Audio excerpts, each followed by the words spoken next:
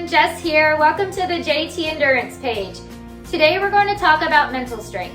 One of the biggest aspects of being able to perform any type of endurance sport at a higher level is being mentally strong.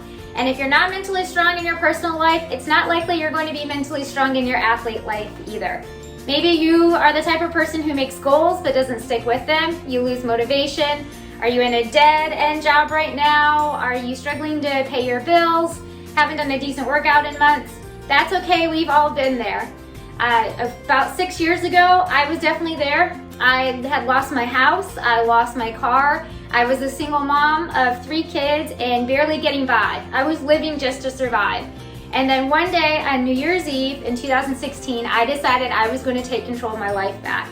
And I'm going to show you how I did that and 5 easy steps on how you can do that as well. So here we go. Number 1, buy a journal. Just a regular old journal, any kind of blank thing that you can carry around and write in. That's what you're going to want.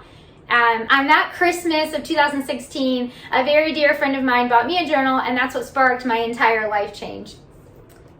Easy enough. Number 2, now you're going to go into your journal and write out the life that you imagined. The life that you imagined is where you see yourself being happy. Maybe that's owning your own home, having enough money to go on several vacations a year, having happy and motivated kids.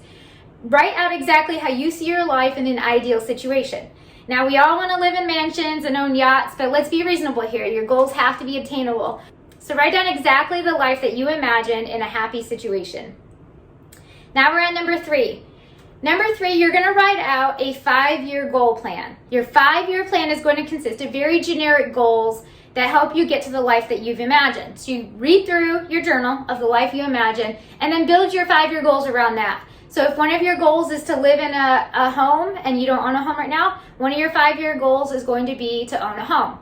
Maybe you have a goal to travel to a different state every year, to go to a certain place like Washington, D.C. or the Grand Canyon. Just write all of those 5-year goals out. I would highly suggest breaking them into categories such as finance, fitness, family goals, travel goals, career goals. Okay, now we're at step 4. In step 4, we're going to do a little bit of research. This part might take some time and some effort, but you're going to have to put in time and effort if you want your goals to be sufficient.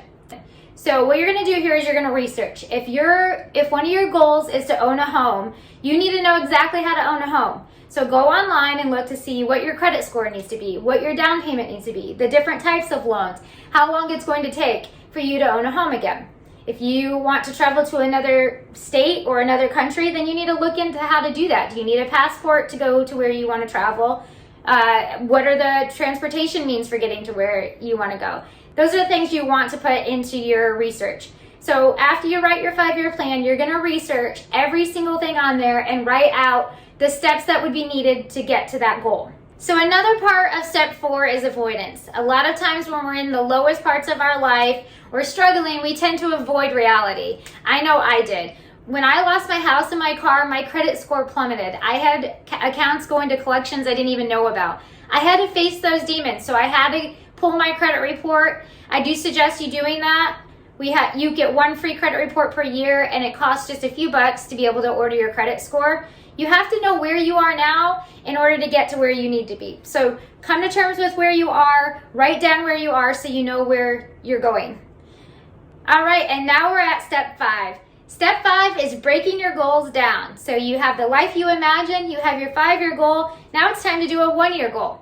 So you're going to take your 5-year goal and you're going to break it down. If your goal is to own a home, maybe one of your goals this year is to put a certain amount in your savings account. Maybe it is to raise your credit score by 10 points this year. Write down what you can do this year to help you reach your 5-year goal.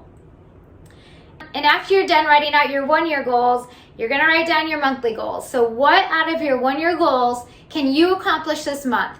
Maybe it's pulling that credit report and looking to see what exactly is on there. Write down exactly what you can do this month to reach your goals. And now, as you can expect, now you're going to do weekly goals. So at the beginning of your week, you're going to write out the goals that you can accomplish this week. Look at your 5-year plan often. Look at your 1-year plan often. Look at your monthly plan often. And that's how you're going to make your weekly goals. So what can you do this week to hit the goals for this month? And if you break it down into smaller steps, you're going to be a lot more likely to accomplish it. So that's it. Those are the 5 easy steps. Now I do have some tips for you. One tip that I have for you is to try to make your goals visible. What I do in my goal book is I have things where I scratch things off. I even draw out little meters. I make it easy for me to tell when I'm on track and when I'm not on track. And there's some sort of weird satisfaction that comes from being able to scratch something off and know that you accomplished something. Another tip I have for you is to not get discouraged. There are times where you make your goals and you're not going to hit it. And sometimes it's within your control, sometimes it's not within your control. For instance, one of my 5-year goals was to run a state in a different race every year for 5 years.